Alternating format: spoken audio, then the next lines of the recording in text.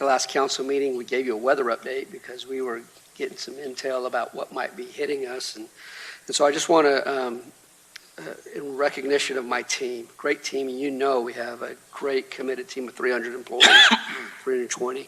Almost every one of them had a role in the pre-work, the event during the storm, and then the post-cleanup and the post-eval. It's just phenomenal. And so I want to highlight that. I want them to know how proud I am of them. I want the community to know kind of some behind-the-scenes aspects, get them some close-up footage, and then we got a little video I want to show you, and then we'll go into my monthly report. But we had heard anywhere from 10 to 30 inches of rain within our area. When we got on shift, the rain had just started. It was pretty light. Many of us were out in the field already and noticing that the rain wasn't stopping. I checked with our officers. They were already starting to shut down the low water crossings, which is our normal ones. But they were coming in left and right, grabbing barricades, going to where people needed them. The rest of us out rushed to help Streets Department using whatever was available, which included our vehicles, to begin blocking low water crossings. 3 of our staff stayed and assisted streets with closing down streets for the public. Take all that in. This is when we made the plan to do the declaration, and then also started asking for external assets since we were already past our capabilities internally. And so we had all officers come in, we had extra dispatchers come in. In fact, at our Adler Road low water crossing project, one of our inspectors was on site and a car drove into it, and it became obvious that it stalled out, and he rushed out to help the individuals in the car. So it was a mother and her 2 children. He was able to get them out safely. At that point, life becomes the #1 priority. When it kept raining like that and other roads were being shut down that we've never really shut down before. So yeah, it was quite a surprise, and it came fairly quick. Axon fuses, it's something we had budgeted for and we got last year. With that technology, we were able to basically tap into car dash camera. We're probably gonna need streets to close Blanco Road in front of Mary's.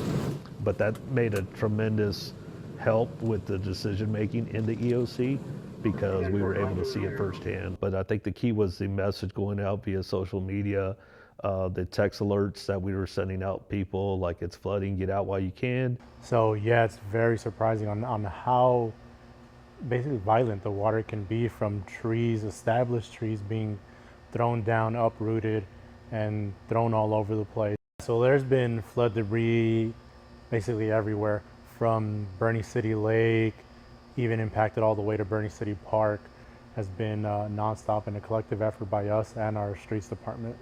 I think all that, just everybody working together, the collaboration between not only the emergency services, between dispatch, police, fire, EMS, everything else like that, but even just throughout the county. I mean, it was the most water I've seen. You know, it came into our building, and I've never seen that, and it almost got to our offices. There's a lot more people that were aware of it, that aware of the dangers of the flood.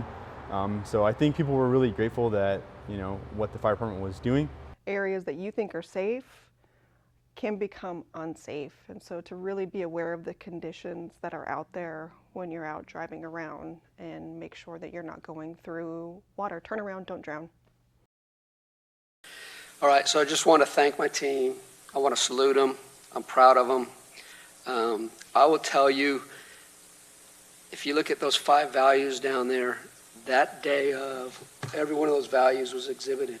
Collaboration, not just amongst our departments, but with our community partners, county, school district, others, TDM, integrity for their job, for the service, the public service we provide, the respect for our community, respect for our infrastructure, and just collaborating. That would not have happened the way we handled it if we didn't have that commitment by 320 employees to our core values, and I'm grateful for them.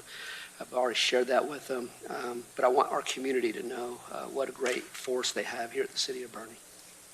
So thank you very much, gentlemen, ladies. Any questions or comments about that response? One quick comment. Councilman Bateman and I had a chance to tour, I think the next day or the day after, I don't remember exactly, with Director Carroll and yourself, Ben. And as someone who's been through massive flooding on multiple occasions in his life, in my family's life, I can tell you that I was so impressed. First of all, we were lucky, to be honest, but also so impressed that the city staff is it's amazing. Both our administrative and leadership staff and our entire workforce. I mean, we are very blessed, and I think a lot of citizens take it for granted. I mean, a city that runs this efficiently does not just happen. It does not just happen. It happens intentionally and because of the leadership of both this council and the mayor, and also, of course, of yourself and the other administrators. Very good. I couldn't help but also notice, aside from the city staff doing an amazing job cleaning up, just the community of Boerne getting out in their front yard, in front of their neighbor's yard, maybe a blocked street, things like that that weren't in front of their houses. Just the community getting out and doing their extra part and cleaning up helped make things go a lot faster too. So I think collectively everybody did a great job.